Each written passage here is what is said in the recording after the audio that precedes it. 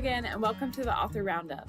This special segment of the Book Connection show showcases emerging indie authors who join us for a discussion of their newly published books. Join us for a conversation with our next guest author.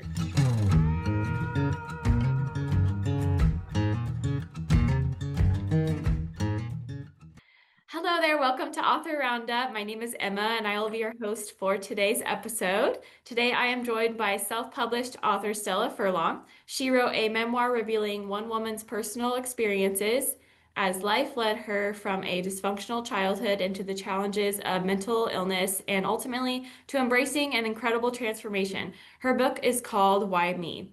Hi Stella, how are you today? Thank you for being here. Thanks, Emma. It's lovely to greet you from across the pond.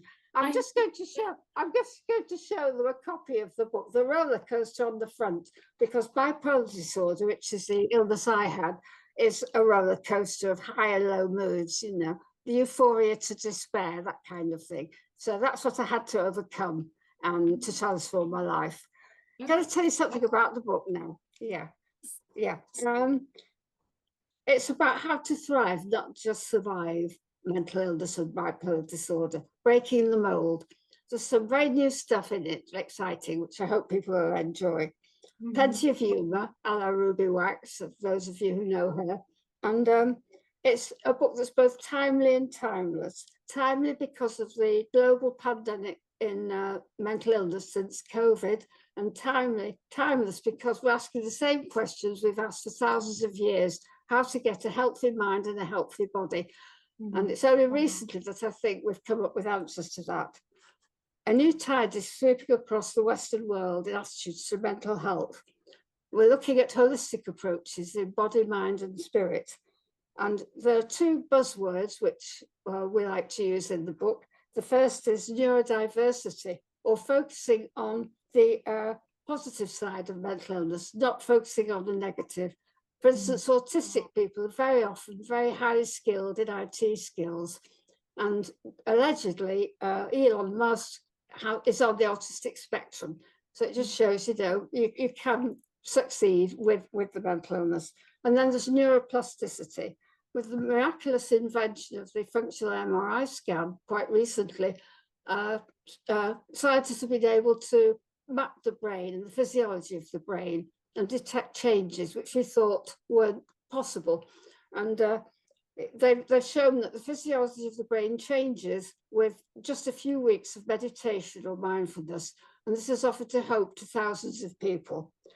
The National Institute for Clinical Excellence, NICE, is a UK body which has recommended that meditation and mindfulness be incorporated into mainstream medicine. They're the body that recommend changes every year. And I agree with that it should be part of mainstream medicine, not an alternative to it, but part of it. Mm-hmm. And the book's a mixture of memoir, humour, lifestyle, and mental health. 1 in 4 people in Britain will have a mental health diagnosis in their lifetime.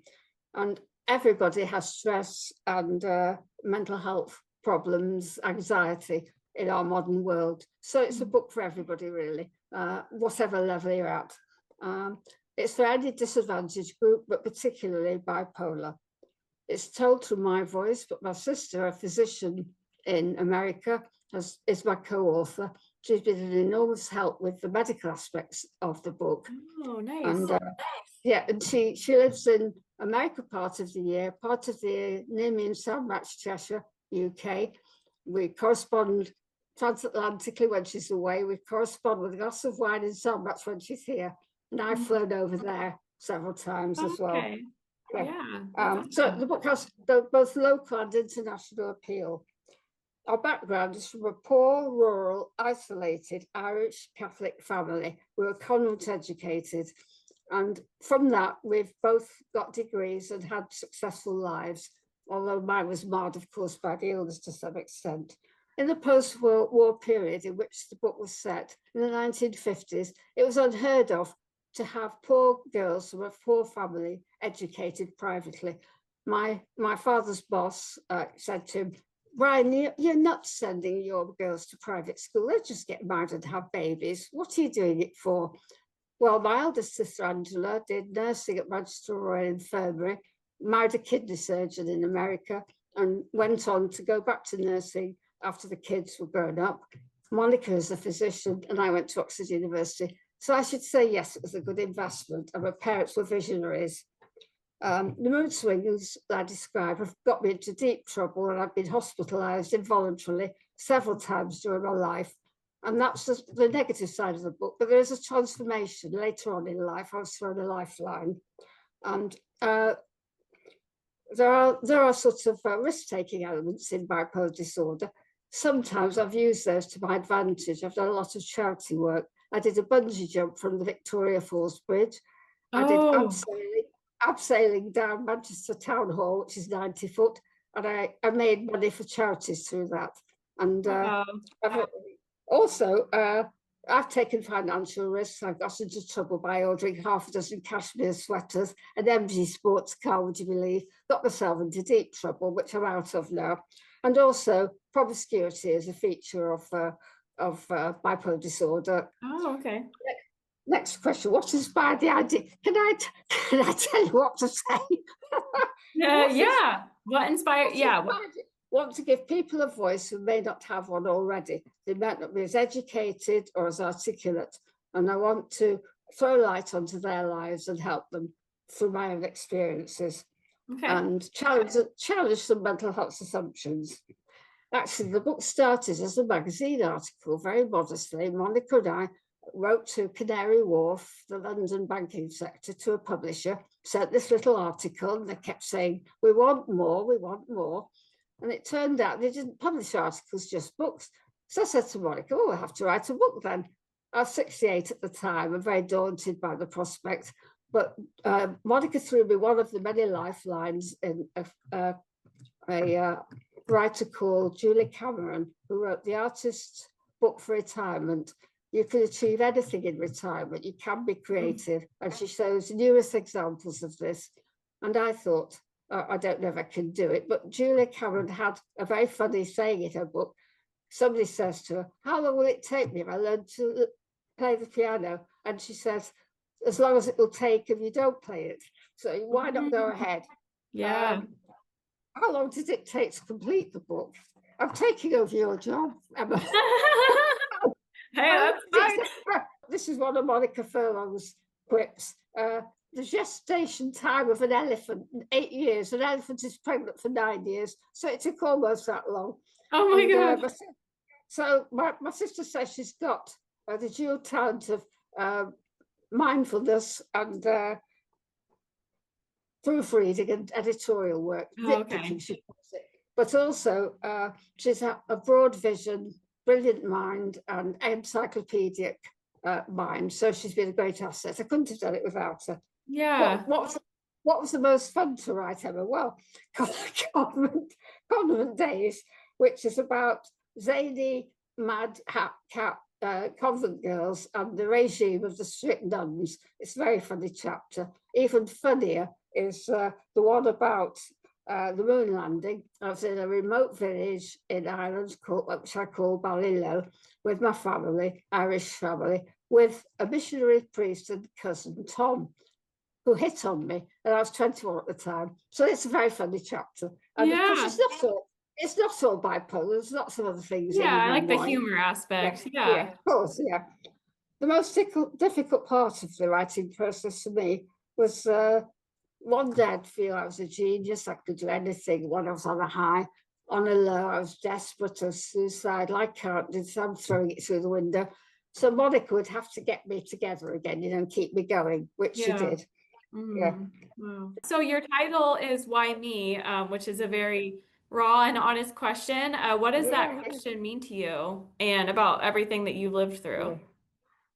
Yes, well, you wonder why you were picked on and why you were unfortunate, why you got this illness, And the book is a search for answers, really, and through the positive things that have happened and the negative things. It's trying to explain that question to people. And many people have said it about themselves with physical and mental illnesses, what have I done to deserve this? And I try to come up with solutions. Okay. And you write openly about labeling bipolar and sectioned multiple times under the Mental Health Act. What was it Yeah, like? What was it like navigating those moments, especially at the time when mental health carried even more stigma than it yeah, does now? yeah. Well, I'm glad to be free, I can tell you. And I value my freedom enormously. As I say in the book, anybody who's lost their freedom, be it through a political regime or a medical regime like mine, or Mhm. politics.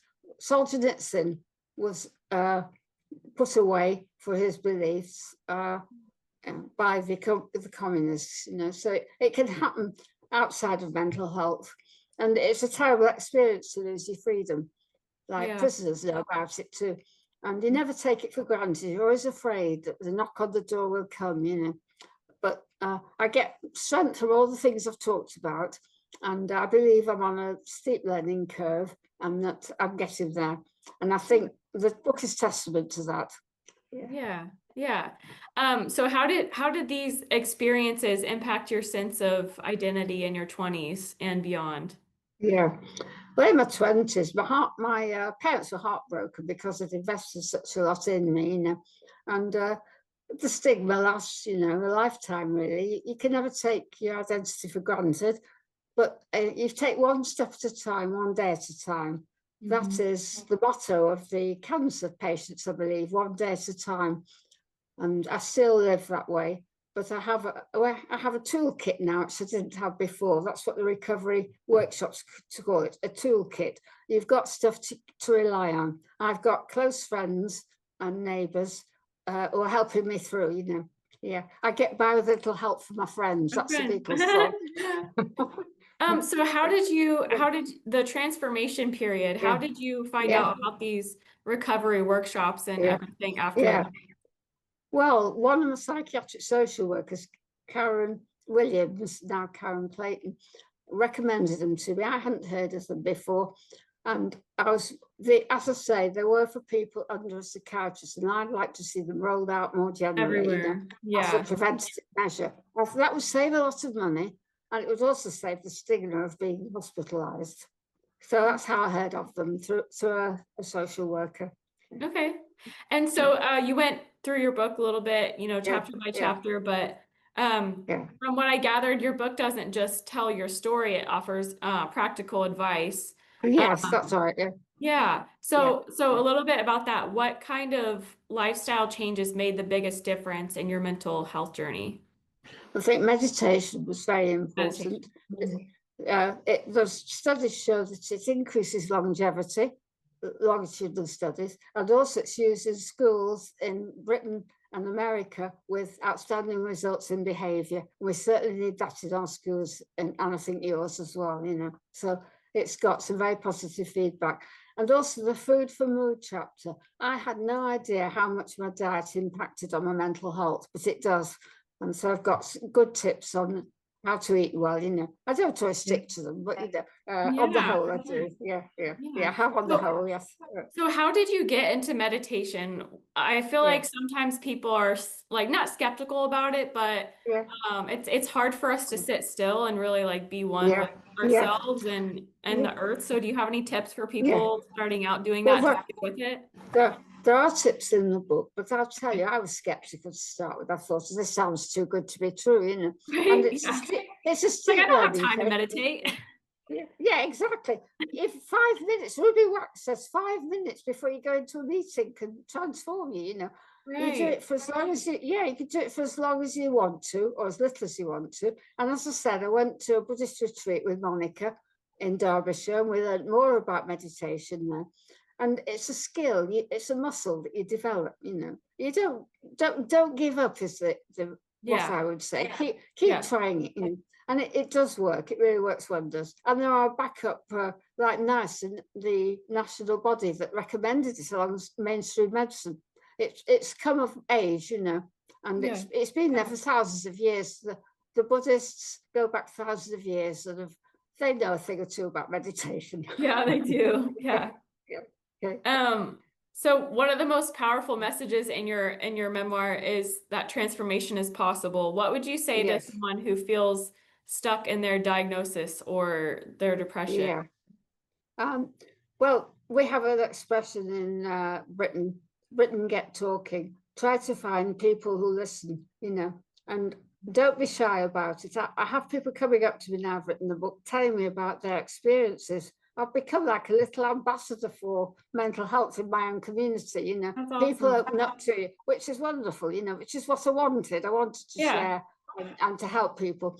And I think, don't give up, and the terrible suicide rates in Britain amongst young people and young men in particular, if only somebody could reach out to them. And I hope the book does that for them, Yeah, me too. Yeah. Yeah. What are your thoughts on mental health in the US versus the UK? Do you have any Well, perspective? a lot of my authors and articles that I draw from are from the US, as well as the UK and Europe and other parts of the world. I've traveled widely. I haven't mentioned that, but I have traveled widely. And I've seen a lot of influences from a lot of cultures. And of course, Monica is a physician in America. So she's brought to bear her knowledge from that aspect, So it's local and international. American, English, British. Yeah. Mhm. Yeah. What state does Monica live in? New Mexico, New Mexico. Albuquerque. Okay. I've Okay. I've got their Oh, earrings. beautiful. Very Yeah, pretty. Nice. How was yeah. it writing a book with her? What was that Oh, like?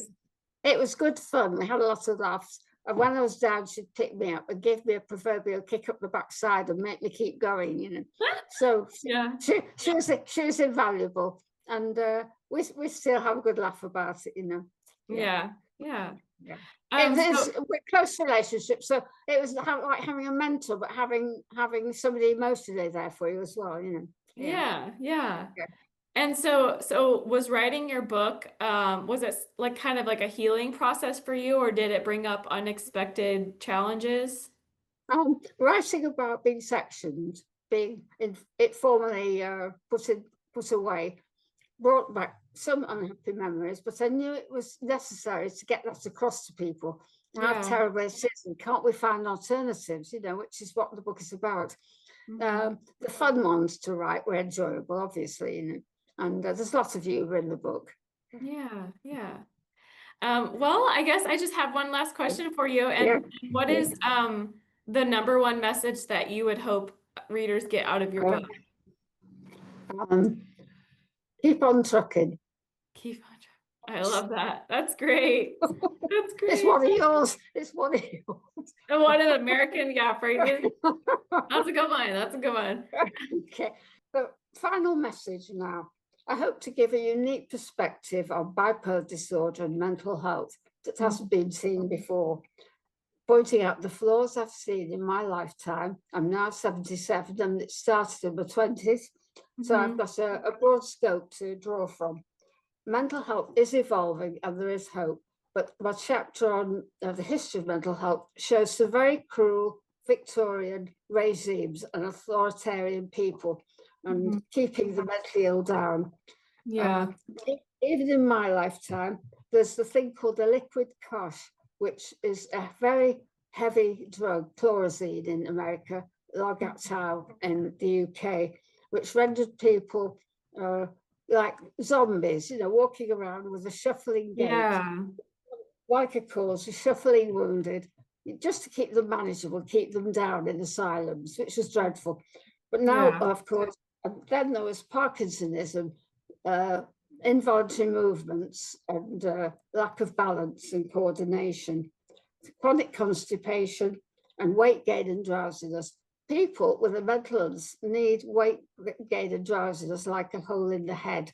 So I think something should be done about this weight gain that you get with many drugs. Some more research needs doing on that. Go buy the book. That's my message. Yes, yes, that too. Yeah. Yeah. It's lovely Well, talking to you, Emma. Yeah, yeah, lovely thank you talking to so much for you. talking to me, Stella. I Yeah, appreciate yeah, you and thank you for publishing with yeah, Balboa Press. Thank yeah, you yeah. for Well, helping us. they'd be wonderful. They'd be wonderful. They'd be very supportive, Oh, very great. professional. Yeah, Great. Very yeah, good. I'm very happy about yeah, that. yeah. Thank you, Um, Emma. Yeah, thank you. And if you wish to purchase Stella's book, you can head to balboapress.com. Yeah, Just search Why yeah, Me in the bookstore section and you can purchase it there. Also, it's Yeah, available on Amazon and Barnes and Noble as well. yeah, yeah, And yeah, please get Stella's book and leave her a review, and she would love that. And if readers would want to reach out to you, they can reach yeah. out to you via Facebook or Well, I've got a website which Barbara provided, stellafurlong.com, and okay. this YouTube will work wonders, I'm sure, as well. Yeah, it will. It'll be nice on your website. All right. Well, thank you so much, Stella. I appreciate your time and best of luck with you and your book. Yeah, thank you. I've been love to Balboa. Oh, thank you. All right. Thank you so much for listening, and I'll see you next time.